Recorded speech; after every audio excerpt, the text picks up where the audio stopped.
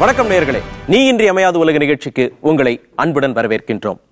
கேட்பவர்களை இசைவுபடுத்தும் தன்மை கொண்டது இசை. இந்த இசையின் வடிவங்கள் பல வகையானது. இவை காலத்திற்கு ஏற்ப, இடத்திற்கு ஏற்ப உருவாகி இருக்கின்றன. இந்த இசை வடிவங்களில் முக்கியமானதும் பாரம்பரியமானதும் கர்நாடக இசை. இந்த கர்நாடக இசை பாடகர்களை பற்றித்தான் இன்றைய நிகழ்ச்சியில் நாம் பேச இருக்கின்றோம்.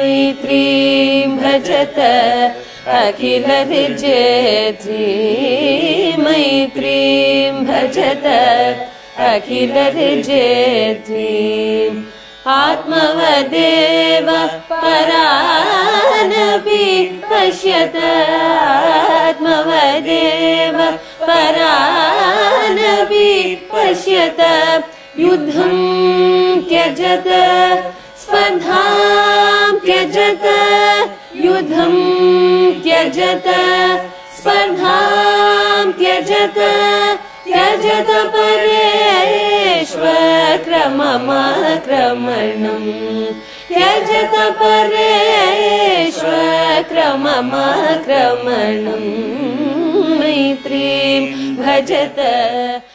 இவர்களோடு பேசுவதற்காக சக மனிதர்களாக வந்திருப்பவர்கள் மதுரத்வனி சபாவினுடைய செயலாளர் RK ராமகிருஷ்ணன் அவர்கள், மூத்த பத்திரிகையாளர் இசை விமர்சகர் VSV அவர்கள், வயலின் மற்றும் வயோலா இசைக்கலைஞர் VVS முராரி அவர்கள், மிருதங்க வித்வான் ஈரோடு நாகராஜ் அவர்கள், மூத்த இசைக்கலைஞர் நீரஜா சந்திரசேகர் அவர்கள்.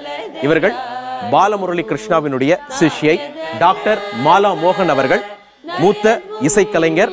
இவர்களோடு நாமும் இணைவோம் நீ இன்றி அமையாத உலகில். இப்போ நீங்க எல்லாருமே கர்நாடக இசை உலகத்தை சேர்ந்தவர்கள், பாடகர்கள். இந்த கர்நாடக சங்கீதம் கத்துக்கிறது ஈஸியானதா இல்ல கஷ்டமானதா? நம்மளுக்கு ஃபர்ஸ்ட் என்ன கலைன்னு எடுத்துட்டாலுமே அது முதல்ல கஷ்டமா தான் இருக்கும். அந்த டிராயிங்கா இருக்கட்டும், பெயிண்டிங்கா இருக்கட்டும். ஸோ அந்த மாதிரி கர்நாடிக் மியூசிக்குங்கிறதுக்கு சில விதிமுறைகள் இருக்கு. அதை நம்ம டெய்லி நம்மளோட ஹேபிட்டா ஆக்கிண்டோம்னா இட்ஸ் ஈஸி. அது ஒருத்தவங்களோட பெர்ஸ்பெக்டிவ்ல இருக்கு. ஒரு பழமொழி உண்டு, இளம் கன்று பயமறியாது. பட் கஷ்டமான கலை தான். பட் சின்ன வயசுலேருந்து நம்ம பழக்கத்தில் வந்துடுத்துனா அந்த கஷ்டத்தில் ஒரு நல்ல சுவாரஸ்யம் இருக்கும். அதுவே நமக்கு அதுக்கப்புறம் ஒரு ஹேபிட் ஆகிடும். ஓகே, முதல்ல அந்த கத்துக்கிற நபர் ஒரு அந்த குழந்தைக்கு ஒரு ஸ்கில் செட், அது ஈஸியா வர ஒரு ஃபிளேர் இருக்கணும். ரெண்டாவது குரு, நல்ல குரு சேரணும். இந்த ரெண்டு விஷயமும் சேர்ந்தா அந்த கலை பரிமளிக்கும். நம்ம எடுக்கிற பயிற்சி தான் காரணம். பயிற்சி ஜாஸ்தியா இருந்தா ஈஸியா இருக்கும், பயிற்சி கம்மியா இருந்தா அது நமக்கு கஷ்டமா இருக்கும், அவ்வளவுதான். இப்போ நீங்க இவங்க சொன்ன மாதிரி இளம் கன்று பயம் அறியாது அப்படின்னு சொன்னாங்க. ஒரு சின்ன வயசுல கொண்டு போய் உங்களை சேர்த்து விட்டுட்டாங்க இல்லையா? அப்போ உங்களுக்கு கர்நாடக இசைங்கிறது பயம் அறியாமலே நீங்க கத்துக்க ஆரம்பிச்சிட்டீங்களா? அது போக போக அந்த கஷ்டம் எல்லாம் தெரிஞ்சுதா? எப்படி இருந்தது? அதாவது இயற்கையாகவே சில பேருக்கு சங்கீதம் கேள்வி ஞானம் முறையில் சில பேருக்கு உண்டாகுது. ஸோ எனக்கு கேள்வி ஞானம் வகையில் தான் நான் சங்கீதம் முதல்ல எனக்கு அந்த அனுபவம் கிடைச்சது. அது சிஸ்டமாக, அது ஒரு ஒரு நுணுக்கமான ஒரு கலையாக நம்ம கற்றுக்கும் போது தான் அதோட அந்த கடின உழைப்பு அதற்கு போட வேண்டியது தெரிய ஆரம்பிச்சது. முதல்ல இப்போ அதுக்குன்னு ஒரு ஒரு கால அவகாசம் வேணும். இப்போ சின்ன வயசில் இருக்கும்போது நம்ம அதெல்லாம் சில நுணுக்கங்கள்லாம் நமக்கு உடனே யார் பெரியவங்க சொன்னாலும் புரியாது நமக்கு.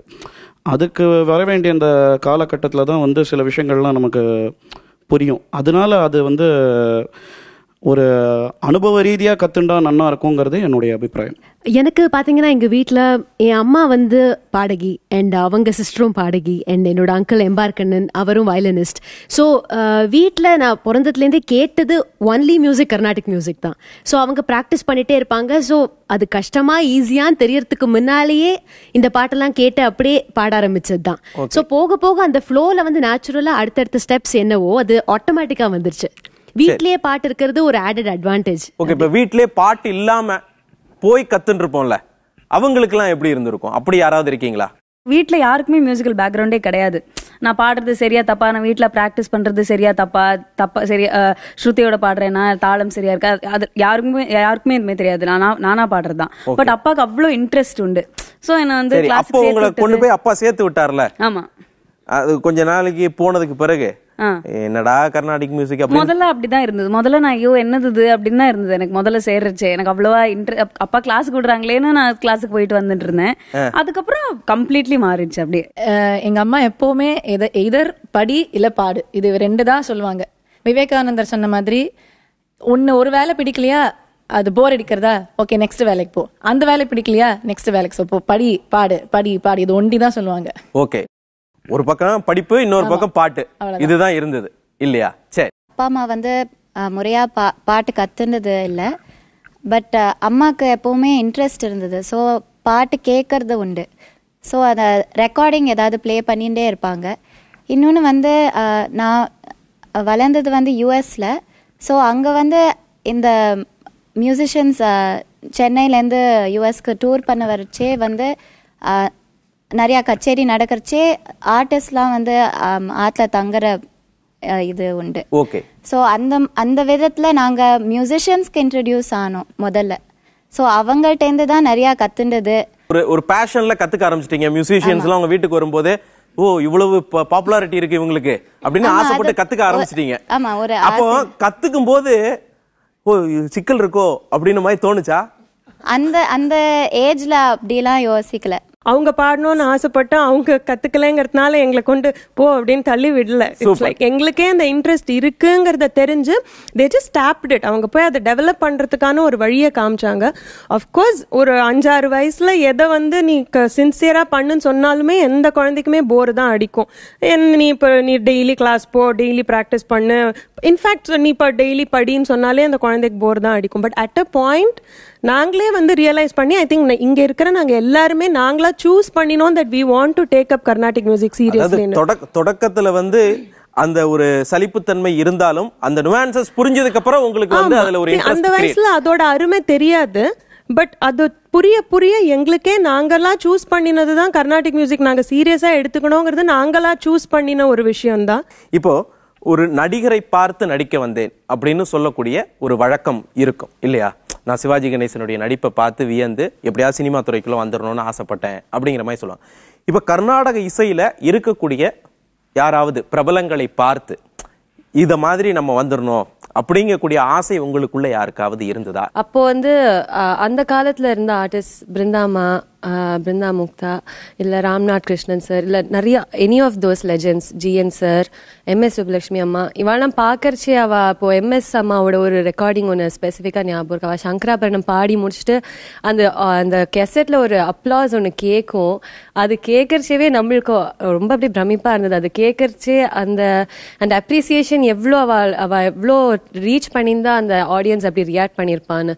ஸோ அந்த மாதிரி குட்டி குட்டி திங்ஸ் பாக்கறச்சே நம்மளுக்கே ஆசையா இருந்தது. ஸோ இவ்வளவு அப்ரிஷியேட் ஐ மீன் மக்கள் கை தட்டுறது நம்ம அழகா பாடினாதான் அது வரும். ஸோ அது அவ ஸ்பான்டேனியஸா பண்றது, நாட் சும்மா ஒரு அந்த மாதிரி கை தட்டல் மாதிரி இல்லாம அதுவும் ஒரு உந்து சக்தி தானே. ஆமா டெஃபினட்டா. ஃபர்ஸ்ட் வந்து எனக்கு நான் வந்து ஒரு சங்கீத பரம்பரை அப்படின்னு சொல்ற மாதிரி என்னோட பாட்டி வந்து ஹரிகதா அப்படின்னு சொல்லக்கூடிய கதா காலக்ஷேபம் அப்படின்னு சொல்லக்கூடிய துறையில இன்னைக்கு இருக்கிற ஆர்டிஸ்ட்ல ரொம்ப சீனியர் வெட்டரன் ஆர்டிஸ்டா இருந்துட்டு இருக்காங்க. தஞ்சாவூர் ஸ்ரீமதி டிஆர் கமலாமூர்த்தி அவங்களோட பேத்தியா நான் இருக்கிறதுனால என்னோட சின்ன வயசுலேருந்தே வீட்டில் சங்கீதத்தை பார்த்து பார்த்து வளர்ந்துருக்கேன். இன்னி வரைக்கும் எத்தனையோ ஆர்டிஸ்ட் யார்கிட்ட போனாலும் சுசித்ராங்கிற ஒருத்தியை தெரிஞ்சது அப்படின்னா அதுக்கு முக்கிய காரணம் கமலாமூர்த்தி அம்மா பேத்தியானி அப்படிங்கிறது. ஸோ அப்போது அது பார்க்கும் பொழுது பாட்டி என்னோட உழைப்பை பார்த்துருக்கேன். எனக்கு தெரிஞ்சு பாட்டி இப்போ 86 after getting so many Sangeet Natak Akademi Puraskar award, இந்தியாவோட ரத்னா அவார்ட், தாகூர் ரத்னா அவார்டு இத்தனையும் வாங்கின அப்புறம் கூட அந்த உழைப்பு அதே மாதிரி நான் முதல்ல கத்துன்ற சேஷகோபாலன் சார் ஆகட்டும், ராத்திரியெல்லாம் அவர் வந்து சொல்லுவார் நீங்கள்லாம் ஜாஸ்தி தூங்கக்கூடாது, ஒரு நாளைக்கு 3 மணி நேரம் தூங்கினா போகிறோம், வந்து மற்ற நேரத்தில் நீங்கள் உழைக்கணும் அப்படின்னு சொல்றது. அடுத்தாப்புல இப்போ நான் போகிற பத்மா சாண்டிலியன் மாமி ஆகட்டும், ராஜாராவ் சார் ஆகட்டும், இன்னைக்கும் ராஜாராவ் சார் வந்து அந்த கச்சேரிக்கு முன்னாடி வாத்தியம் பார்க்காம ஒரு 1/2 hour 45 minutes வாசிக்காம அவர் கச்சேரிக்கு கிளம்ப மாட்டார். ஸோ இந்த மாதிரி ஆர்டிஸ்ட் உழைக்கிறத பார்க்கும்போது ஆட்டோமேட்டிக்காக இன்ஸ்பயர் ஆகுது. ஸோ அந்த மாதிரி எல்லா பிரபலங்களும் எப்படி உழைச்சிருப்பாங்கிறத நினைச்சு இன்ஸ்பயர் ஆகி கண்டிப்பா இந்த மாதிரி நம்மளும் உழைக்கணுங்கிற ஒரு எண்ணம் வருது. அதாவது பிரபலங்கள் எல்லாரும் பிரபலம் ஆனதற்கு பின்னாடி பல்வேறு உழைப்புகள் இருக்குது இல்லையா? இப்போ வந்து வித்வான்கள் 2 வித்வான்கள் இருக்கேன். நீங்களும் இவங்க சொன்ன மாதிரி குழந்தையாக இருக்கும் பொழுது கொண்டு போய் சேர்த்து விட்டாங்க, அதுக்கப்புறம் அதுல எங்களுக்கு தெரியாம நாங்க கத்துக்கிட்டோம் அப்படிங்கிற மாதிரி உங்களுக்கான அனுபவங்கள் இருந்ததா? எப்படி நீங்க போய் இசையில வந்தீங்க? நிச்சயமாக நான் இசை பரம்பரையில் பிறந்ததுனால அது வீட்லேயே தாத்தா வந்து சொல்லி கொடுத்துட்ருப்பாரு கிளாஸு. அப்பா மேதை வி சுப்பிரமணியம், அவர் கச்சேரிக்கெல்லாம் போயிட்டு வந்து அவரும் கிளாஸஸ் எடுத்துகிட்டு இருப்பார் வீட்டில். சித்தப்பா வி ரவி. ஸோ வீட்டில் சங்கீத குடும்பம்னால வந்து 24 ஹவர்ஸும் சங்கீதம் தான். தெரியாத வயசில் ஆரம்பிச்சது. 3 வயசில் வயலின் வாசிக்க ஆரம்பித்தேன். வயலின் வந்து மோஸ்ட் டிஃபிகல்ட் ஸ்ட்ரிங்டு இன்ஸ்ட்ருமெண்ட். அது அவ்வளோ ஈஸியாக வந்து வாசிக்க முடியாது. அதாவது வீட்டில் எப்படின்னா ரூல் எப்படின்னா வந்து ஒரு நாளைக்கு வந்து ஸ்கூல் இருக்கு அதெல்லாம் இல்லை, ஒரு 4 மணி நேரம் வாசிக்கலைன்னா சாப்பாடு கிடையாது. ஸோ அந்த மாதிரி தான் வந்து ரிஜிட் ஸ்ட்ரிக்ட் ரூல்ஸ். ஆமாம், லீவ் விட்டாச்சுன்னா வந்து இந்த ஆனுவல் ஹாலிடேஸு அந்த மாதிரிலாம் இருந்ததுன்னா வந்து விளையாட போகிற நேரம் வந்து ரொம்ப குறைவாக தான் இருக்கும். ஒரு 8 மணி நேரம் ப்ராக்டிஸ் பண்ணோம். 8 மணி நேரத்துக்கு நம்ம ப்ராக்டிஸ் பண்ணப்பறம் அதுக்கப்புறம் யாரோட போய் விளையாடுறது? யாருமே இருக்க மாட்டாங்க விளையாடுறது. ஸோ கிரிக்கெட் பேட்டு, அந்த கிரிக்கெட் ஆடணும் அப்படின்னு ஆசை. அது வந்து வயலின் வாட்ச்னா வாங்கி தரேன் அப்படின்னு. வயலின் வாட்ச் வாங்கி தந்தப்புறம் விளையாடுறதுக்கு வந்து டைம் இருக்காது, அதுக்கப்புறம் வாட்சிட்டே தானே இருக்கணும். ஸோ அதனால் அவ்வளோ உழைப்பு புஷ் பண்ணி இருக்கலைன்னா வந்து இன்னைக்கு இந்த மாதிரி வந்து இருந்திருக்க முடியாதுங்கிறது இன்னைக்கு உணரும் போது அன்னைக்கு அது வந்து அந்த சாக்ரிஃபைசஸ் இன்னைக்கு நினைச்சு பார்க்கும்போது ஒரு பசுமையா இருக்கு இல்லையா? பசுமையா இருக்கு நிச்சயமா அந்த நினைவுகள். உங்களுக்கு எப்படி சார் இருந்தது? நான் வளர்ந்ததெல்லாம் ஈரோட்டில். ஸோ இந்த மாதிரி சின்ன வயசில் இந்த மாதிரி வீட்டில் இருக்கிற டப்பா அது இது எல்லாத்தையும் உருட்டின்னு இருக்கிறத பார்த்துட்டு சரின்னு எனக்கு ரொம்ப வசதியாக எங்கள் வீட்டுக்கு ஏத்தாப்புலேயே கோயம்புத்தூர்லேருந்து பல்லடம் ராமச்சந்திரன் சார், பெரிய வித்வானவர், அவர் வந்து கிளாஸ் எல்லாம் வாரம் வாரம் சொல்லி தந்தார். ஸோ அங்கே சேர்ந்துட்டு மிருதங்கம் வாசிக்க ஆரம்பிச்சு. என்னென்னா இசையில் பெரிய ஒரு பேக்ரவுண்ட்லாம் இருக்காது. அண்ட் நமக்கு சுற்றி இருக்கிறவங்களும் பார்த்தா ஒரு சினிமா பாட்டெலாம் கேட்போம், அந்த மாதிரி இருக்கிறவங்க தான் இருப்பாங்க. ஸோ நமக்கு அந்த ஆர்ட்டில் இருக்கிற ஒரு பேஷன். அதுக்கப்புறம் ஏதோ ஒன்று நம்ம வாசிச்சோன்னா வீட்டில் இருக்கிறவங்களே அவங்களோ தம்பி நல்லா வாசிக்கிறேன்னு யாராவது சொல்லுவாங்க. இதெல்லாம் வச்சுட்டு கொஞ்ச நாள் அப்படியே போயிடணும். முதல்ல கொஞ்ச நாளைக்கு அதில் இருக்கிற இன்ட்ரெஸ்ட்னால சேர்றோமே தவிர அந்த இன்ட்ரெஸ்ட்டு நம்ம நினைக்கிற இடத்துக்கு போனோம்னா எவ்வளோ உழைக்கணும் அப்படிங்கிறது அங்கே போய் உட்காந்த பிறகு தான் தெரியும். ஓகே. அதுக்கப்புறம் வாசி எல்லாம் பண்ணி அப்புறம் சிவராமன் சாரோட உமையாள்புரம் சிவராமன் சார், அவர் தான் எங்கள் குரு. அவருடைய வாசிப்பை வந்து ரேடியோவில் லய விநியாசம் கேட்டுட்டு ரொம்ப ஒரு மாதிரி இப்போ ரெக்கார்ட் பண்ணி வச்சுக்கவும் வசதி இல்லை இல்லையா? ஸோ கேட்கும்போதே இந்த ரொம்ப கான்சென்ட்ரேட்டடாக என்னென்ன இருக்கோ எல்லாம். ஸோ அடுத்த தடவை அந்த ப்ரோக்ராமை திருப்பி அவங்க போடணுன்னா ஒரு 3-4 மாதம் ஆகும். ஓகே. அன்னைக்கு நமக்கு அது தெரிஞ்சு அன்னைக்கு அந்த ரேடியோ வச்சோன்னா அது இருக்கும், திரும்ப கேட்க அந்த மாதிரி.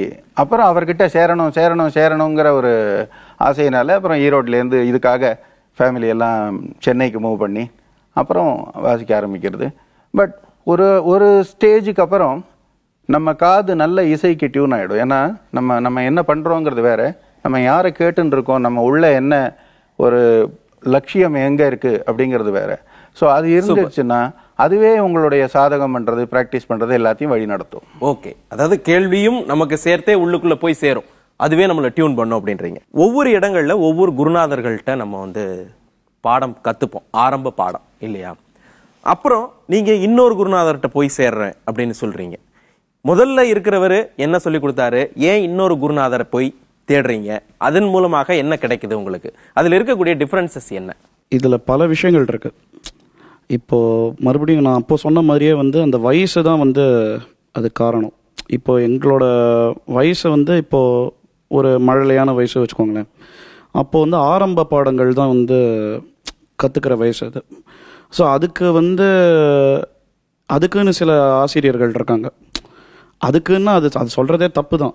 அந்த மாதிரி ஆசிரியர் கலைஞர்னா எல்லாமே தெரிஞ்சிருக்கணும், அதுதான் உண்மை. ஆனால் அந்த சில பேருக்கு வந்து அதில் வந்து அவ எடுத்து தேர்ச்சி பெற்றவங்க அந்த மாதிரி ஆரம்ப பாடங்கள். அதுக்கப்புறம் என்ன ஆகுதுன்னா, இப்போ எனக்கு என்னோட விஷயத்தை வச்சு நான் சொல்கிறேன். நான் இப்போ மேல் சிங்கருங்கிறதுனால எனக்கு வந்து இந்த குரல் உடையிற ஸ்டேஜ் ஒன்று இருக்குது. அந்த 15 இல்லை 16 வயசில் வந்து ஆகும் அது. ஸோ அந்த டயத்தில் வந்து ஆசிரியரே வந்து எனக்கு வேற ஒரு இன்னொரு வேற ஒரு ஆசிரியர்கிட்ட நீ போய் பயிற்சி எடுத்துக்கோன்னு அவங்க அட்வைஸ் பண்ணாங்க. ஓகே, அதனால நான் சென்றேன்.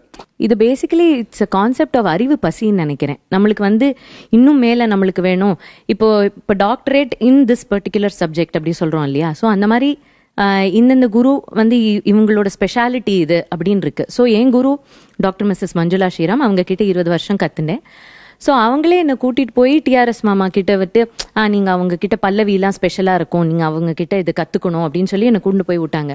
தென் ஏ சுந்தரேஷன் மாமா கிட்ட வந்து ஷியாமா சாஸ்திரி கிருத்தீஸ், அண்ணாசாமி சாஸ்திரி கிருத்தீஸ்லாம், இதெல்லாம் ரொம்ப அபூர்வமான கிருத்திகள், இதெல்லாம் உனக்கு அங்கே கிடைக்கும், நீ அங்கே போய் கற்றுண்டு வா அப்படின்னு அவங்களே என்னை கூட்டிகிட்டு போய், எனக்கு வந்து அப்படி பெரிய ரிக்குவயர்மெண்ட் கிடையாது. ஏன்னா மாமி வந்து அவ்வளோ ஆசை ஃபார் மியூசிக். இப்போது நான் இன்னைக்கு பாடுறேன் அப்படின்னா that is surely because of என் குரு வந்து அந்த மியூசிக்கோட love. It is an addiction to music. அந்த ஒரு லிங்க் எனக்கு பந்தத்தை கிரியேட் பண்ணி கொடுத்துருக்காங்க. ஓகே, ஸோ அதனால தான் எனக்கு இன்னைக்கு வண்டி ஓடுது, because of the love of the art. Okay, முதல்ல பேசிக்ஸ் ஆஃப் கர்நாடிக் மியூசிக்லாம் நான் என்னோட அம்மா கிட்ட இருந்தா கத்துட்டு இருந்தேன். பட் அப்போவே என்னோட அங்கிள் ஸ்ரீ எம்பார் கண்ணன் அவர் நிறைய கச்சேரிஸ் வாசிக்க ஆரம்பிச்சிட்டாங்க. அண்ட் அப்பா அம்மா வந்து என்னோட இப்போ இருக்கிற குரு பத்மபூஷன் ஸ்ரீமதி சுதா ரகுநாதன், அவங்களோட கச்சேரிஸ் எல்லாரோட கச்சேரி கேட்குறாம ரெகுலராக கேட்பாங்க. பட் இது என்னமோ அவங்களோட பாட்டு வந்து அப்படியே ஒரு வெறி ஆயிடுச்சு என் அப்பா அம்மாவுக்கு. ஸோ அந்த style and G N sir, M L V அம்மா அண்ட் சுதாமாவோட ஸ்டைல் ரொம்ப பிடிச்சி போயிடுச்சு. அண்ட் சம்ஹவ் பாட்டு கற்றுட்டா அவங்கள்ட்ட எப்படியாவது கற்றுக்கணும்னு அவ்வளோ வெறி அப்பா அம்மாவுக்கு. ஸோ திரும்ப மறுபடியும் போய் அவங்கள்ட்ட ட்ரை பண்ணி, அவங்க ரொம்ப பிஸி ஆர்டிஸ்ட், பயங்கரமாக ட்ராவல் வேற பண்ணுவாங்க. பட் எப்படியாவது அந்த பர்சியூட்ல எப்படியாவது கற்றுக்க வச்சிடணும் தன்னோட டாக்டர் அப்படின்னு சொல்லி என்னை கூட்டிட்டு போய் சேர்த்தது தான் சுதாமா. அவங்களுக்கு அவங்க மேல ஒரு பெரிய ரொம்ப ரொம்ப வெறி, அப்படியே ஒரு அடிக்ஷன் அவங்களோட மியூசிக்னா. நாங்க முதல்ல வந்து என்னோட பாட்டி சாந்தி ஜெயராமன் அவள்கிட்ட தான் கத்துண்டோம். அவ வந்து கச்சேரி எல்லாம் பாட மாட்டா. She was more a teacher.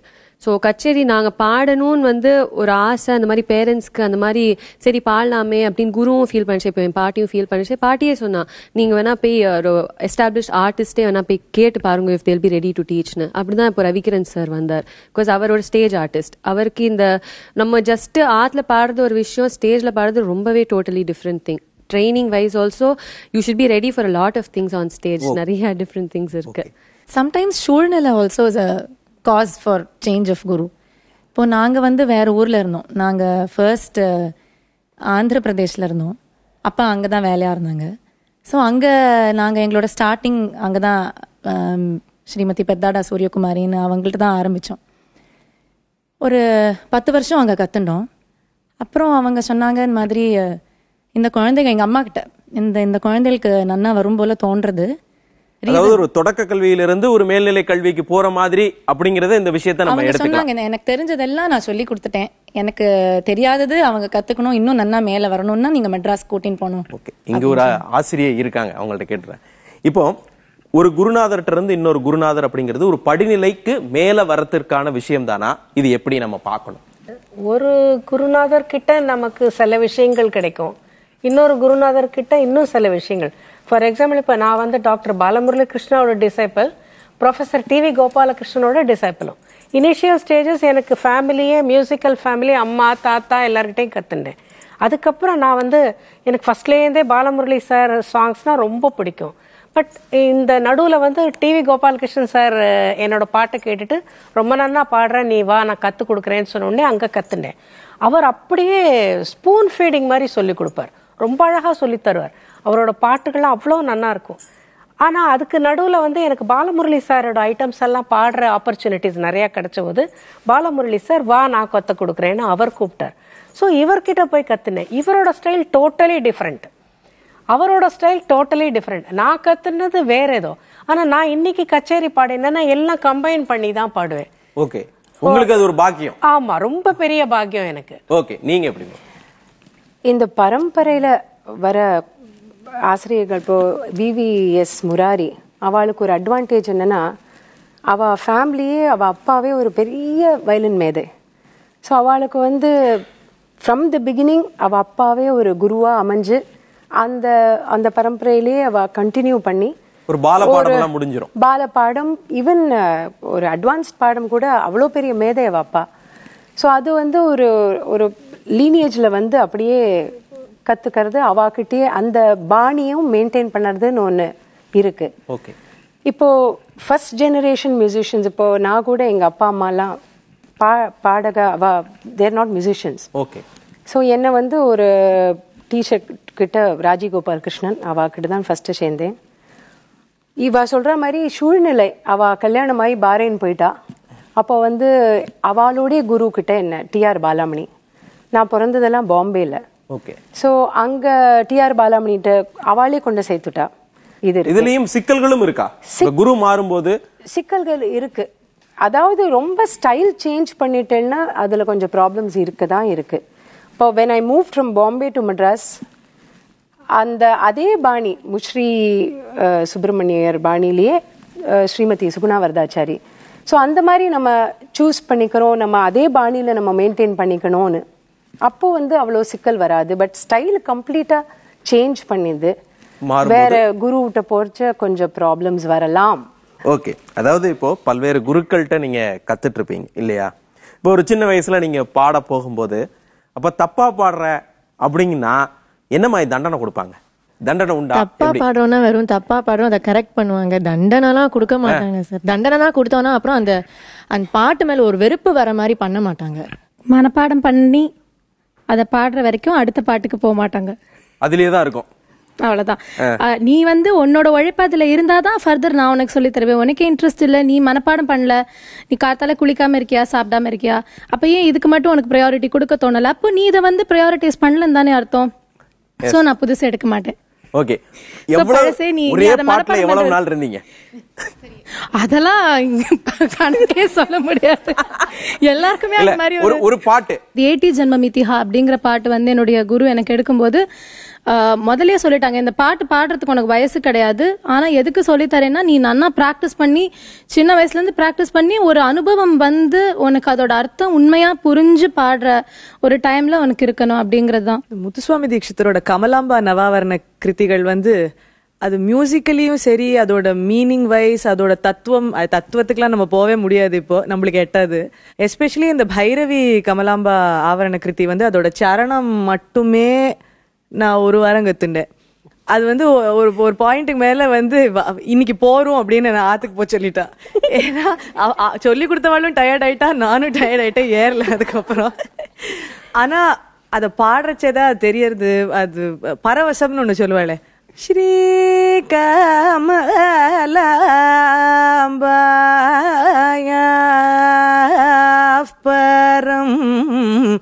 நஹி ரே ரே சித்த ஸ்ரீ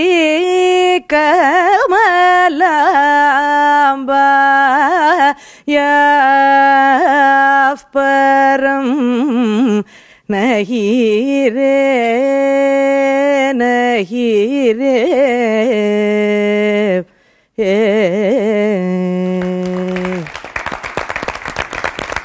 ஒரு கர்நாடக இசையில பல்வேறு விஷயங்கள் இருக்கு இல்லையா? இந்த பார்ட் டஃப், இதுக்கப்புறம் போயிட்டா நம்ம ஓரளவுக்கு சங்கீதத்தை பாடிடலாம் அப்படின்னு சொல்லக்கூடிய ஒரு டஃப்பான பார்ட்டா எது இருக்கு? கச்சேரி பாடுற நிலைமைக்கு வந்துட்டோம்னா அதுதான் எண்ட் கோல்னு நினைச்சுப்போம். அங்க வந்ததுக்கு அப்புறம் தான் தெரியும் தட் இஸ் த பிகினிங். ஒரு கச்சேரியும் ஒரு எக்ஸாம், ஒரு கச்சேரியிலயும் இன்னும் எவ்வளவு சரியா பாடி இருக்கலாம்னு தோணும். இது வந்து நாலேஜ் பேஸ்ட் ப்ரொஃபஷன். அதனால நம்ம நீஞ்சி போயிட்டு இருக்கிறது ஹொரைசனை பார்த்து, அது இன்னும் நம்ம பக்கத்துல வர வர அது தள்ளி போயிட்டு இருக்கும். ஓகே. அதாவது விமர்சகர் இங்க இருக்கிறாரு, இவங்க பாடும் பொழுது எல்லாம் ஒரு கேட்பவர்களுக்கும் அல்லது விமர்சனம் பண்ணக்கூடியவர்களுக்கும் என்ன மாதிரியாக தோணும், எப்படி இருக்கும்? அதுல ரெண்டு தான் மொத்தமே இருக்கு. நல்லா பாடுறாங்க, நல்லா பாடல, அவ்வளவுதான். இல்ல இன்னும் கொஞ்சம் பெட்டரா பாடலான்னு இருக்கும். ஓகே. இல்ல இவங்க வந்து எதுக்கு பாட வந்தாங்கன்னு தோணும். சோ இந்த ஒரு நாளுக்குள்ளே தான் திருப்பி சுத்தி வரும். ஓகே. அப்படி ரொம்ப நல்லா சிறப்பா பாடிட்டாங்கன்னா எங்களுக்கு ஒரே குஷி பிறந்துரும். சரி, நல்ல ஒரு வந்து 2 பேராகிராஃப் பின்னி எடுத்துடலாம் அப்படின்னு. அவ்வளவுதான் விஷயம். ஓகே. இது நல்ல பாடினவங்களுக்கு ஒன்னு எழுதிருப்பீங்க, இவங்க இனிமே வேண்டாம் அப்படிங்கறதுக்கு ஒன்னு எழுதிருப்பீங்கல்ல, அந்த மாதிரி. இல்ல அத வந்து இனிமே வேண்டான்னு எழுத மாட்டோம். அந்த வந்து கச்சேரிக்கு பேர் மாத்திரம் போட்டுட்டு மத்த என்ன நடந்ததுன்னு சுத்துவட்டாட்டு பற்றி எழுதிருவோம். ஓகே. அப்ப புரிஞ்சுக்கணும், அங்க புரிஞ்சுக்கணும். அங்க வந்து ஃபேன் ஓடல, கொசு கடிக்கிறது, அப்புறம் பாதி பேர் வந்துட்டு போயிட்டு இருந்தாங்க, இதுல மொத்தமே 17 பேர் தான் இருந்தாங்க அப்படின்னு எழுதி முடிச்சுட்டா அவ்வளவுதான் கச்சேரி விமர்சனம். ஓகே, இதுதான் உங்களுக்கு குறியீடு. இப்போ ராகங்களை கற்றுக்கொள்ளும் பொழுது ஒரே மாதிரியான ராகங்கள் சிலது இருக்கும். நாங்க கேள்விதான், எங்களுக்கு தெரியாது. உங்களுக்கு உள்ள இருக்கக்கூடிய ஒரே மாதிரியான ஒத்த ராகங்களை நினைவில் வைத்துக் கொள்வது கற்றுக்கும் போது, இப்போ இல்ல, நீங்க கத்துக்கும் போது எப்படி அதை நினைவுல வச்சுக்குவீங்க?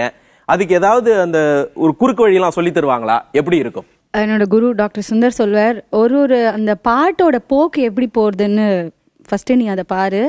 காம்போஜின்னு ஒரு ராகம் இருக்கு, எதுக்குள்ள காம்போஜின்னு ரொம்ப க்ளோஸ், அது எல்லாம் ஜஸ்ட் ஒரு ஸ்வரம் தான் அதுக்கு ஒரு அடிஷன் உண்டு. ஸோ அந்த பாட்டோட எப்படி அந்த போக்கு போகிறது அது மூலியமாக தான் நம்ம கற்றுக்கணுமே தவிர வெறும் நம்மளா அந்த ஸ்கேலை வச்சுன்னு ராகம் பாடக்கூடாது. இன்ஃபேக்ட் ஆரபி, இது அந்த தேவகாந்தா, இந்த மாதிரி சில ராகங்கள் இருக்கு.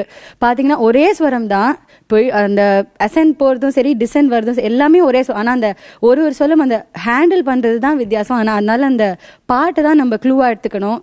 பெரியவாள்லாம் எப்படி பாட்டு அதுக்கு போட்டிருக்கா, அந்த சங்கதி எல்லாம் அதுல எப்படி வருது, ஒரு ஸ்வரம்ல எப்படி நின்று இருக்கா, ஜஸ்ட் ஒரு ஸ்வரத்தை வச்சுட்டு ஒரு ராகத்தை காட்டுற மாதிரி இருக்கும். நீங்க இப்போ ஒரு ராகத்திற்கும் சின்ன வித்தியாசம் தான் இருக்குன்னு சொல்றீங்க இல்லையா? இப்ப எனக்கு புரிஞ்சுக்கிற மாதிரி ஒன்ன பாடிட்டு இன்னொன்னு பாடுங்களேன். சுரமா பாடுனா எங்களுக்கு புரிஞ்சுக்கிறது ஈஸியா இருக்குமோன்னு.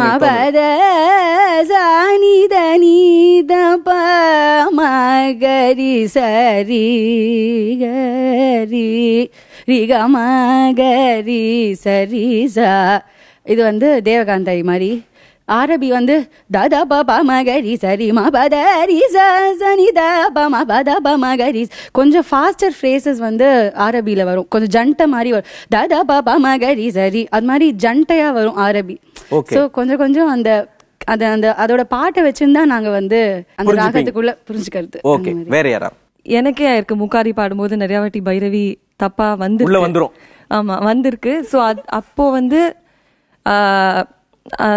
அதனால சரி முக்காரியில நம்ம நிறைய கத்துக்கணும்னு ஒரு 8-10 பாட்டு போய் கத்துனேன். ஸோ அந்த மாதிரி சொல்லும்போது knowing more compositions in a particular ragam really helps. சரி, உங்களுக்கும் இந்த மாதிரி வாசிக்கிறதுல சிக்கல்கள் இருந்திருக்கா? இப்போ முக்காரி பைரவி சொன்னாங்க.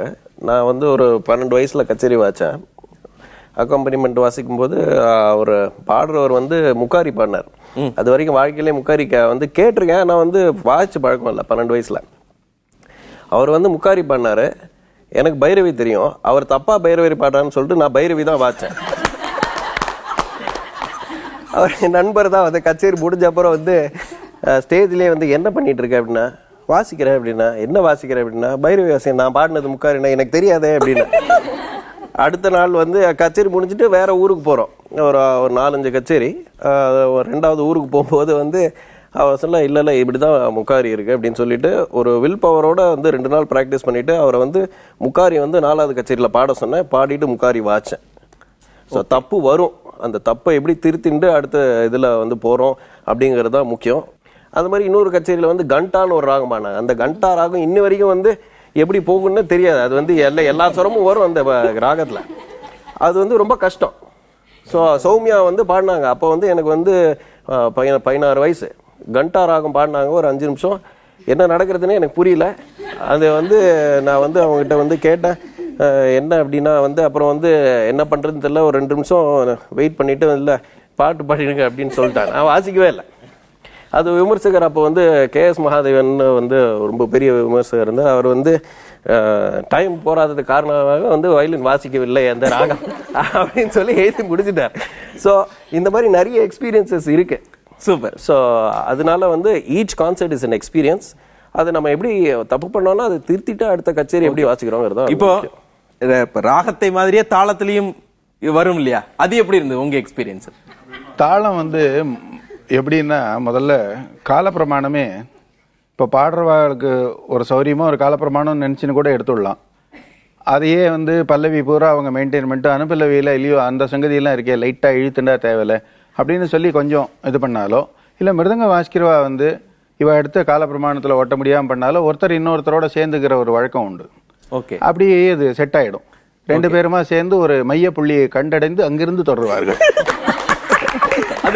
அது அந்த மேடையிலேயே நடக்கும். அதெல்லாம் நடக்கும். ஓகே, இப்போ என்னாச்சுன்னா, இப்போ ஹியூஸ்டன்ல என்னோட சிஷியனுக்கு சார் ஸ்ரீ சத்யநாராயணம் பாட போற எப்படி வாசிக்கணும்னு உடனே நான் இந்த மாதிரி தாண்டா இருக்கும் இந்த தாளம், இது ரூபக சாப்பு தாளத்துல 2 கலை எல்லாம் சொல்லி கொடுத்துட்டேன். அவன் போயிட்டான். அங்கே போன உடனே பார்த்தா அவங்க பாடுறவங்க வந்து ஒரு கலையா போட்டுன்னு பாடுறான்.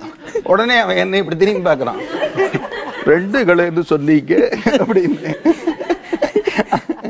பரவாயில்ல வாசி அப்படி அந்த மாதிரி ஆகும். அதாவது ஒவ்வொரு குருநாதர்கிட்ட இருந்தும் நீங்க கத்துக்கிட்டு வந்திருப்பீங்க இல்லையா? இந்த பாணி அப்படின்னு நம்ம சொல்றோம், அதே பாணியை தான் நீங்க உங்களுடைய மேடை கச்சேரிகள்லையும் நீங்க பயன்படுத்துவீங்களா இல்ல உங்களை வித்தியாசப்படுத்திப்பீங்களா? நான் என்னோட குரு சுதா ரகுநாதன் அவங்கள்ட்ட சேர்ந்தப்ப I was 9 years old. So அப்போ கேட்ட மியூசிக் ஒரே ஒரு மியூசிக் தான், ஜஸ்ட் அவங்களோட பாடாந்திரம், அவங்க பாடுற பாடல்கள், கச்சேரி, அவ்வளோதான். ஸோ இனிஷியலாக கற்றுட்டு நான் பாடும்போது இவென்ச்சுவலி அது கண்டிப்பாக ஒரு எக்ஸாக்ட் வெர்ஷன் ஆஃப் என்னோட குரு என்ன பாடுறாங்களோ அதே நம்ம பாட்டா போகிறோம் அப்படின்றது தான் கோலாக ஆல்வேஸ் இருந்திருக்கு. ஸோ கேட்குறவங்களும் கேட்டப்ப அவங்க எப்போவுமே சொன்னது வந்து அந்த பாட்டு அவங்க பாடுற மாதிரியே தான் இருக்குது. ஸோ அப்படி சொல்கிறது தான். பட் என்னோட குரு ஆல்வேஸ் இன்சிஸ்ட் பண்ணது என்னதுன்னா, சோஃபார் ஓகே, ஒரு பாயிண்ட் வரைக்கும் ஓகே, அதே அந்த ஸ்டைலை வந்து மெயின்டைன் பண்ணுறது, ஸ்டிக் ஆன் பண்ணுறது இஸ் ஃபைன். பட் ஒரு பாயிண்ட்டுக்கு மேலே நம்மளும் நிறையா விதமான மியூசிக் கேட்குறோம். இப்போ நார்த் இந்தியன் மியூசிக் கேட்கலாம், இல்லை ஜாஸ் மியூசிக் கேட்கலாம், எல்லாம் கேட்கலாம். ஸோ எல்லா மியூசிக்கில் இருந்தும் சில பாயிண்ட்ஸ் நம்மளை எங்கேயோ இன்ஃப்ளூயன்ஸ் பண்ணிடும் ஆட்டோமேட்டிக்காக. ஸோ அது எல்லாமே நம்ம as we grow as musicians எங்கேயோ அதோட இன்ஃப்ளூயன்ஸ் வரும். ஸோ அப்படி இவால்வ் ஆகி அவள் சீனியர் மியூசிஷியன்ஸ் எல்லாம் அப்படி இவால்வ் ஆகி தனியாக ஒரு ஸ்டாம்ப், ஒரு சிக்னேச்சராக நம்மளுக்குன்னு ஒரு யூனிக் ஸ்டைல் வந்து ஓவர் செவரல் இயர்ஸ் கிரியேட் ஆகுறது தான். ஓகே, கொஞ்சம் கொஞ்சமாக தான் நீங்கள் உங்களை மாற்றிக்க முடியும் இல்லையா? கர்நாடக சங்கீதம்ல வந்து 2 விதமாக சொல்லலாம் நம்ம. பாடாந்திர சங்கீதம், மனோதர்ம சங்கீதம்னு சொல்லலாம். இப்போ பாட்டுலாம் பாடுறது பார்த்தீங்கன்னா பாடாந்திர சங்கீதம், அது நம்ம குரு கிட்ட இருந்து என்ன கற்றுக்குறோமோ அதே தான் பாடுவோம். மனோதர்ம சங்கீதம் எங்கே நம்ம எக்ஸிபிட் பண்ணுறோன்னா இந்த ஆலாபனை பாடுறது, நிரவல் பண்ணுறது, ஸ்வரம் பாடுறது, இதுலேயும் வந்து நமக்கு வந்து இன்ஃப்ளூயன்ஸ் இருக்கலாம். நான் இப்போ ஸ்ரீ A.S. முரளி சார் கிட்ட கற்றுக்கிறேன். அவர் குரு ஸ்ரீ P.S. நாராயணசுவாமி சார், அவர் குரு செம்மங்குடி ஸ்ரீனிவாசையர். ஸோ இப்போ நான் பாட்டுலாம் பாடினேன்னா அவர் என்ன பாடாந்திரம்ல பாடினாரோ அதே மாதிரி தான் நானும் பாட முடியும். பட் இதே ஆலாபனை, நிரவல், ஸ்வரம் இதெல்லாம் வந்து நான் என்னோட இமேஜினேஷன், இதுதான் நம்ம கல்பனை அப்படின்னு சொல்லுவோம்.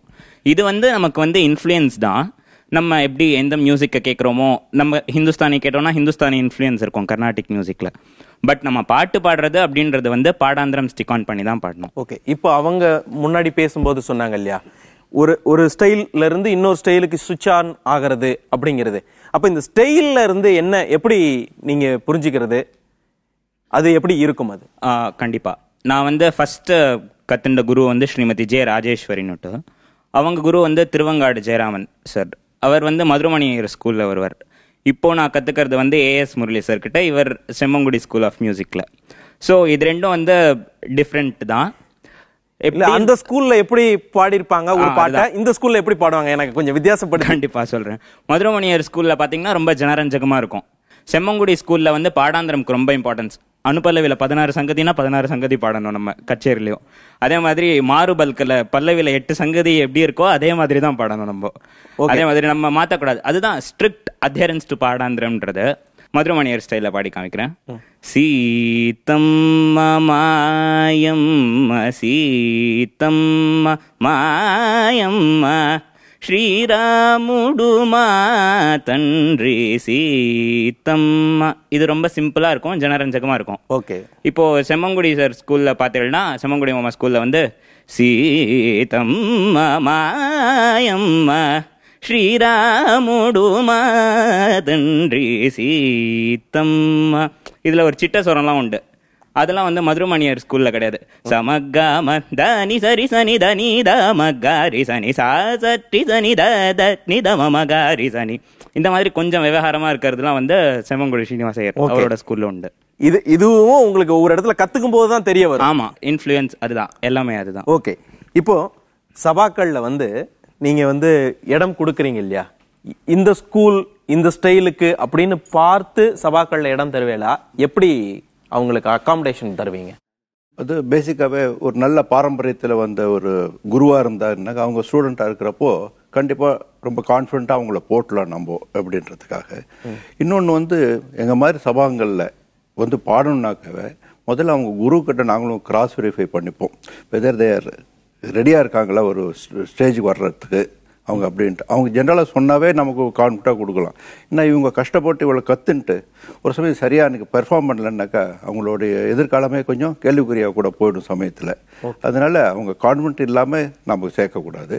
ரெண்டாவது அவங்க எவ்வளோ தூரத்துக்கு தயார் இருக்கான்றது ஒரு இது இருந்தாலும் ஒரு நாலேஜ் இது கொடுப்போம், அவங்களுக்கு ஒரு சான்ஸ் ஆப்பர்ச்சுனிட்டி கொடுத்து அதுக்கப்புறம் தான் பண்றீங்க இல்லையா? இப்போ ஒரு மேடை கச்சேரி பாடகத்துக்கான ஒரு பாடகராக நீங்க மாறணும் அப்படிங்கிறதுக்கு ஒரு இடம் இருக்கும் இல்லையா? நிறைய கத்துட்டு இருக்கீங்க. இது ஒரு பெரிய கடல், நிறைய கத்துட்டே இருக்கலாம் அப்படின்னு சொல்லலாம் இல்லையா? அப்போ ஒரு கட்டத்துல இதுக்கப்புறம் மேடை கச்சேரி நம்ம பண்ண போலாம், தனியாவர்த்தனம் பண்ணலாம் அப்படின்னு ஒரு முடிவு எடுக்கிறீங்க இல்லையா? அது நீங்களா எடுக்கிறீங்களா இல்ல உங்க குருநாதர்கள் நீ போப்பா நீ பண்ணலாம்ப்பா அப்படின்னு சொல்றாரா, இல்ல இதை எது தீர்மானிக்குது? இதுல பாட்டு மாதிரி விஷயத்துலலாம் நம்ம டிசைட் பண்ணது எதுவுமே கிடையாது. லாட் ஆஃப் டைம்ஸ் குருவை நம்பி தான் இருக்கும். அவளோட பாட்டு அவ கைடன்ஸ் நம்பி தான் அவள்கிட்ட கத்துக்கவே போறோம். ஸோ அவ முன்னாடி கச்சேரி பாடிருப்பா, பாடாம ஜஸ்ட் சொல்லி தரவாளாவும் இருக்கலாம், பேஷனேட்டா இருக்கலாம். அவ தான் டிசைட் பண்ணுவா. மோஸ்ட் ஆஃப் அவர் கேசஸ் எங்க குருஸ் தான் எங்க கிட்ட சரி இப்போ நீ பாரு, அதுக்கு ரிஹர்சல் எக்கச்சக்கமா நடக்கும். ஒரு என்னோட குருலாம் ஒரு கச்சேரி பாடணும்னா ஃபர்ஸ்ட் கச்சேரி நிறைய ஜூனியர் ஸ்டூடெண்ட்ஸ் பாக்குறேன்னா ஒரு வருஷம் ஆல்மோஸ்ட் 1 year பிளஸ் அவ அதுக்காக ரிஹர்ஸ் பண்றா. அந்த ஒரு 2 hour கச்சேரிக்காக 1 full year அவ பிராக்டிஸ் பண்ணுவா. அது குருட்டேன் வரணும். அந்த சிக்னல் குரு மட்டும் தான் கொடுக்கணும். ஐ திங்க் ஆக்சுவலி அது ஒரு நேச்சுரல் ப்ராசஸ் மாதிரி இவால்வ் ஆகுது. ஸோ நம்ம கத்துன்னு இருக்கோம், கர்ச்சே நிறையா பேருக்கு தெரிய வருது, ஃப்ரெண்ட்ஸ் ஃபேமிலி ஃப்ரெண்ட்ஸ் எல்லாருக்கும். So opportunities present themselves. நம்ம போய் தேடுறத விட யாராவது கேட்பா ஆற்றுல ஏதாவது ஃபங்க்ஷன் நடக்கிறதுனா நீ பாடுறியா, அந்த மாதிரி these it's just a natural thing that happens. And அந்த மாதிரி ஒரு ஆப்பர்ச்சுனிட்டி வரச்சே நம்ம குருவை கன்சல்ட் பண்ணிட்டு if they feel that we are ready they will show us என்ன மாதிரி. இது உங்களுக்கு வாய்ப்பு வந்தது, அதன் மூலமாக நீங்க வந்தீங்க. இப்போ நான் ஒரு டிகிரி படிக்கிறேன், டிகிரி சர்டிபிகேட் எனக்கு கொடுத்துடுறாங்க. டிகிரி சர்டிபிகேட் வாங்கினதுக்கு பிறகு இவரை வேலைக்கு வச்சுக்கலாம்பா, இவர் பிகாம் படிச்சிருக்காரு, அக்கௌண்ட்ஸுக்கு ஒரு தகுதி அப்படின்னு நம்ம சொல்றோம் இல்லையா? அந்த மாதிரி இதுல ஏதாவது ஒரு கட்டம் இருக்குதா? இருக்கு. அதாவது நீங்க சொல்ற மாதிரி இப்ப இது பண்ணிட்டா ஐ எம் அ பெர்ஃபார்மர் அப்படிங்கிற மாதிரி ஒரு ஸ்கேல் வைக்க முடியாது. பட் நீங்க கேட்கறதுக்கு ஓரளவுக்கு ரிலேட்டடா சில விஷயங்கள் இருக்கு. இப்போ நிறைய இடத்துல கான்சர்ட் காம்படிஷன்ஸ்னு நடக்கிறது. இப்போ ஒரு கச்சேரி அப்படின்னு பண்றோம், நம்ம கிளாஸ்ல பண்றதை விட கச்சேரியில நம்ம என்ன ஆட் பண்றோம், மனோதர்மம் நம்ம நிறைய பாடுறோம், கிளாஸ்ல பாட்டெல்லாம் கத்துக்கிறோம், மனோதர்மம் எப்படி பாடுறோம் அப்படின்னு கத்துக்கிறோம். பட் அதை எப்படி ப்ரெசென்ட் பண்றோங்கிறது நம்ம கச்சேரி மேடையில் it comes on a different இது. இப்போ இந்த மனோதர்மம் ஆஸ்பெக்ட்ஸ்க்கெல்லாம் காம்படிஷன்ஸ் நிறைய இருக்கு. பல இடங்கள்ல இந்த கான்சர்ட் காம்படிஷன் வின் பண்றவங்களுக்கு நாங்க பிரைஸா ஒரு கச்சேரி கொடுக்கறோம் அப்படிங்கிற மாதிரி இருக்கு. So that becomes an introduction to many people. நான் கூட என்னோட ஃபர்ஸ்ட் எனக்கு வந்த ஆப்பர்ச்சுனிட்டி கான்சர்ட் காம்படிஷன்ல வின் பண்ணி அவங்க சொல்லிட்டாங்க, இப்போ நீ ஃபர்ஸ்ட் பிரைஸ் வாங்கினதுனால you have to present a 2 hour concert ஹியர்னு சொல்லிட்டாங்க. So that became like the first. உங்களுக்கு அப்படி ஒரு வாய்ப்பு கிடைச்சது. இப்படி நீங்க உங்க குருவினுடைய ஆசீர்வாதத்தோடு முதல்ல ஒரு கச்சேரி பாடி இருப்பீங்க இல்லையா? ஆமா. அதுல என்ன பாட்டு பாடுனீங்க ஞாபகம் இருக்கா? முதல்ல நான் பாடினது இப்போ சென்னை கல்ச்சுரல் அகாடமின்னு சொல்ற சபா, நுங்கம்பாக்கம் கல்ச்சுரல் அகாடமின்னு சொல்லுவாங்க. ஸோ அங்கேதான் நான் முதல்ல ஒரு சீசனுக்குன்னு ஒரு கச்சேரி அப்படின்னு ஒன்று பாடினது. ஜெய ஜெயா ஜெய ஜானகி காந்த ஜெய சாது ஜன வினோத ஜெயது மகிமானந்த ஜெய பாக்யவந்த ஜெய ஜயா ஜெய ஜானகி காந்த ஜெய சாது ஜன வினோத ஜெயது மகிமானந்த ஜெய பாக்யவந்த ஜெய ஜயா.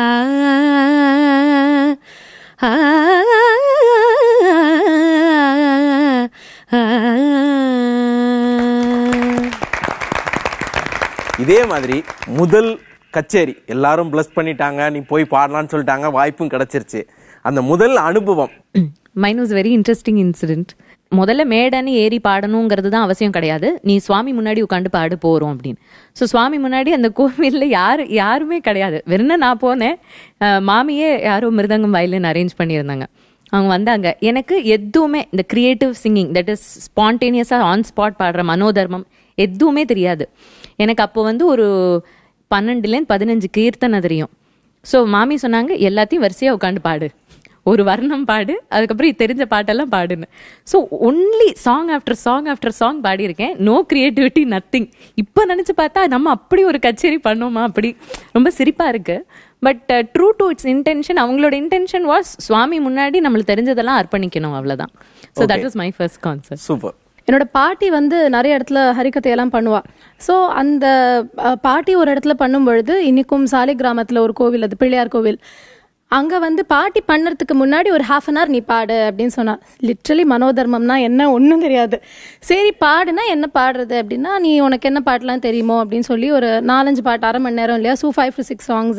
இதுக்கு வீட்டில் வந்து தினம் பாடுறது வேற, ஒரு நாள் மிருதங்க வயலனை கூப்பிட்டு ரிஹர்சல் வேற, ஏன்னா முன்ன பின்ன பண்ணது கிடையாதுங்கிறதுனால. ஸோ அதுக்கப்புறம் கச்சேரி ஏறினா ஃபர்ஸ்ட் பாட்டு கஜவதனா கருணா சதனா, that was the first song நான் ஸ்டேஜில் பாடினது. அப்போது அந்த 1/2 hour பாடினேன். ரொம்ப இன்ட்ரெஸ்டிங்கான விஷயம் என்னன்னா, அன்னைக்கு பிள்ளையார் பிரசாதம் அப்படின்னு சொல்லி 101 ரூபா கொண்டு வந்து கையில கொடுத்தாங்க எனக்கு. ஓகே, சோ நம்ம அதை எதிர்பார்த்து போல. சோ அது என்னால மறக்க முடியாது. நான் இதெல்லாம் வரும்னு நான் நினைக்கல நிஜமாவே. அந்த 1/2 மணி நேரம் பாடினது வந்து கடவுளுடைய ஒரு பெரிய அனுகிரகம் தான்.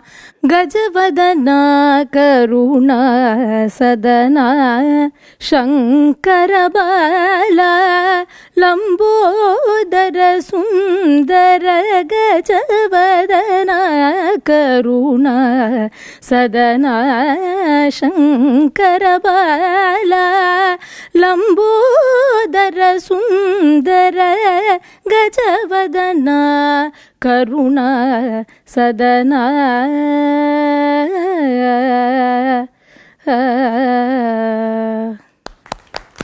பின்னாடி ஒரு முதல் அனுபவத்தோட பின்னாடி இருக்காங்க. என்னோட முதல் கச்சேரி வந்து விடிஎஸ் ஆர்ட்ஸ் அகாடமின்னு ஒரு ஆர்கனைசேஷனுக்கு. அப்போ வந்து பிஎஸ்என் மாமா வந்து என்னோட குரு ஸ்ரீ PS நாராயண சுவாமி, அவர் வந்து ஃபர்ஸ்ட் ரோல உக்காண்டாச்சு. ராகம் பாடுறச்சே ஃபர்ஸ்ட் கச்சேரி மேல பாடிட்டு இருக்கேன், மேல பார்த்து போயிட்டே இருக்கு. ரேப் அப் பண்ண தெரியல ராகத்தை. எப்படியோ கச்சேரி பாடி முடிச்சிட்டேன். ஸோ கச்சேரி முடிஞ்ச உடனே மாமா வந்து என்கிட்ட வந்து, ஏய் உன்னோட அடுத்த கச்சேரிக்கு நான் ஏணிப்படி எடுத்துன்னு வந்துடுறேன், உனக்கு இறங்க தெரியல. ஸோ அது இன்னும் ஞாபகம் இருக்கு. பட் எல்லாத்தையும் ஒரு ஸ்ட்ரைட்ல எடுத்துக்க அவர் தான் கத்து கொடுத்தாரு. ஒரு ஹாஸ்ய உணர்ச்சியோட எல்லாமே லேர்னிங் ப்ராசஸ் தான். அதனால அது ரொம்ப விவிடா ஞாபகம் இருக்கு. சில சமயம் நம்ம பாடும்போது அப்படி மாட்டிக்கிறதும் உண்டு இல்லையா, ஒரு இடத்துக்கு போயிட்டு திரும்ப வர முடியாம இல்லையா. முதல் கச்சேரிங்கிற உதறல் வேற. அது சரியாவே ஞாபகம் இல்லை, ஏன்னா அது பண்ணா போறோங்கிற ஒரு கட்டத்துல தான் இருந்தேன். இப்போ முடிஞ்சா போறோம் அப்படிங்கிறது, கச்சேரி முடிஞ்சா போதும், கச்சேரி முடிஞ்சா போறோம், அதுக்கப்புறம் வீட்டில் என்ன வேணா திட்டிக்கிட்டோம் பரவாயில்ல அப்படிங்கிற இதில் தான். ஸோ என்னோட முதல் கச்சேரி வந்து 2000 நான் பண்ணேன். ஸோ ராமசேவா மண்டலின்னு பெங்களூரில் ஒரு ஒரு ஆர்கனைசேஷன் இருந்தது.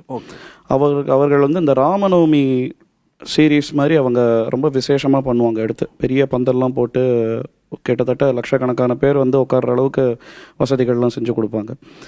அதில் வந்து முதல்ல இளம் கலைஞர்கள் அப்படின்னு பாடுறதுக்கு ஒரு மேடை இருக்கும், 2 மேடைகள் இருக்கும். ஒன்று வந்து மூத்த கலைஞர்கள்லாம் வந்து பாடுறதுக்கு பெரிய மேடை ஒன்று இருக்கும், அப்புறம் இளம் கலைஞர் பாடுறதுக்குன்னு ஒரு சின்ன மேடை இருக்கும். அதில் தான் பாடணும் நான் நியாயமாக. ஆனால் அன்றைக்கி ஏதோ அந்த மேடைக்கு மைக்கு வேலை செய்யலையோ என்னமோ எனக்கு தெரியல என்ன ஆச்சுன்னு.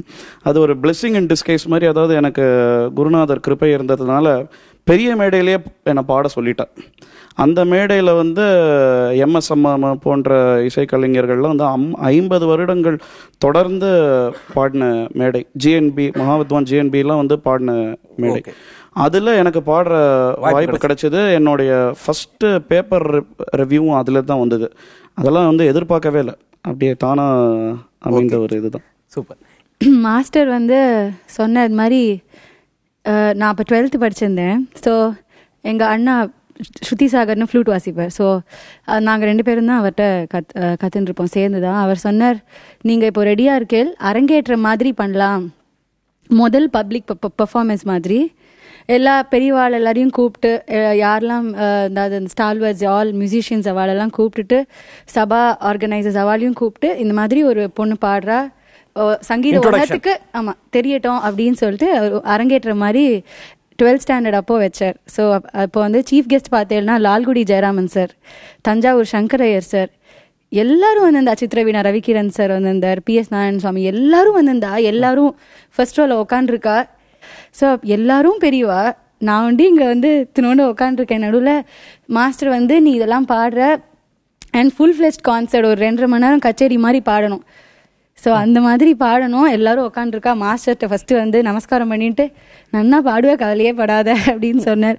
ஸோ அன்னைக்கு ஆனால் மாஸ்டர் இப்போ கூட சொல்லுவார், அங்க போய் உட்காந்து காத்து தான் வந்ததா? இல்ல ஏதோ மாஸ்டரோட ஆசீர்வாதத்துல நல்லாவே அமைஞ்சுது. மாஸ்டர் இப்ப கூட சொல்ல, நீ இவ்வளவு கச்சேரியில எனக்கு ஃபர்ஸ்ட் நீ அரங்கேற்றம் கச்சேரி தான் எனக்கு ஒன்னும் பிடிச்சிருக்கு, இப்ப பாடுறதோட அதுதான் நல்லா இருக்குன்னு சொல்லுவார். ஸோ அந்த மாதிரி இந்த பராமுகம் ஏது, இந்த பராமுகம் ஏது, ஏழையன் மீது இந்த பராமுகம் ஏது, இந்த பராமுகம் ஏது. ஒரு வழக்கமாக போயிட்டு இருக்கக்கூடிய ஒரு இடத்துல உங்களுடைய அக்கம்பனிஸ்டையும் குதூகலப்படுத்துற மாதிரி ஒரு தாளக்கட்டோட இருக்கக்கூடிய ஒரு பாடல்களை நீங்க எடுத்து பாடுவீங்கல்ல? நீ சனி தனி ரே சத பத பக மத ப கக மக ரி க ப பரி ரி க க ச. கச்சேரிங்கிறது ஒரே மாதிரி ஃபிளாட் சர்ஃபேஸா இருக்காது, ஒரு மாதிரி வந்து வேவியா தான் இருக்கணும். அப்பதான் வந்து இன்ட்ரெஸ்டிங்கா இருக்கும். எல்லா சாங் ஒரே பேஸ்ல பாடினா அவர் சொல்ற மாதிரி வந்து நல்லா இருக்காது கேட்கறதுக்கு. மிருதங்கம் ஆர்டிஸ்ட் பர்டிகுலர்லி ஒரேடியாவா வந்து கணக்கா வாசிச்சானா இவாளுக்கு கொஞ்சம் இடைஞ்சல தான் இருக்கும். சம்டைம்ஸ் அல்லவா மிருதங்கக்கார வாசிக்கிறோது ஐயோ நிறுத்துன்னு சொல்லலாம் போல இருக்கும். நம்மளோட கர்நாடிக் மியூசிக்கோட ஒரு பெரிய அட்வான்டேஜே we all learned but we will meet on the stage and இவரெல்லாம் பார்த்தீங்கன்னா நிறைய சமயத்தில் புது ஆடியன்ஸ் புது பக்கத்து இவங்களோட தான் வாசிப்பாங்க. இவங்கெல்லாம் அது வந்து ரொம்ப இன்ட்ரெஸ்டிங்காகவும் இருக்கும். நீங்க சபாக்களுக்கு போகும்போது பின்னாடி சுட சுட போட்டுட்டு இருப்பாங்க, அதெல்லாம் சாப்பிட முடியாது. நீங்க ஆமா மத்தவங்க எல்லாம் சாப்பிட்டுட்டு நல்லா இருக்குன்னு சொல்லுவாங்க. டயட் கான்ஷியஸா இருப்போம். ஸ்டேஜ் பிரசன்ஸ் எல்லாருமே இப்போ அந்த ஒரு வார்த்தையை வேலை பிடிச்சிட்டு இருக்காங்க. அதனால முதல்ல பாடுறது முன்ன பொண்ணு இருந்தாலும் போய் கம்பீரமா உட்காந்துட்டா பரவாயில்லங்கிற இதுல நம்ம 10 கச்சேரிக்கு 10 புடவை தயார் பண்ணிட்டு 10 நெக்லஸ் 10 இதுன்னு. பட் அது வந்து மேல் சிங்கர்ஸுக்கு அந்த சாய்ஸ் வாய்ப்பு இல்ல. நம்பி கெட்டவர் எவரையா, உனை நம்பி கெட்டவர் எவரையா, உமை நாயகனை திருமயிலையின் இறைவனை நம்பி கெட்டவர் எவரையா.